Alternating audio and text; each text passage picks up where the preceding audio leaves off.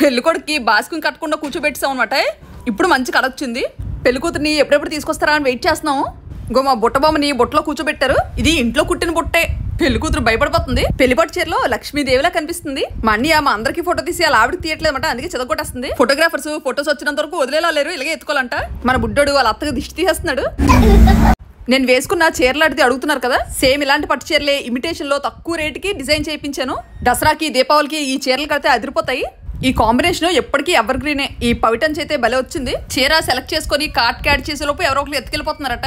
మన పట్టు వస్త్రాల్లో మగవులు మహారాణులే. మన వెబ్సైట్ లో 2000 దగ్గర నుండి 20,000 వరకు ఉన్నాయన్నమాట చీరలు. చీర ఇప్పుడే ఆర్డర్ చేసుకోవాలంటే ఇక్కడ బాక్స్ కనిపిస్తుంది కదా, దాని మీద క్లిక్ చేయండి.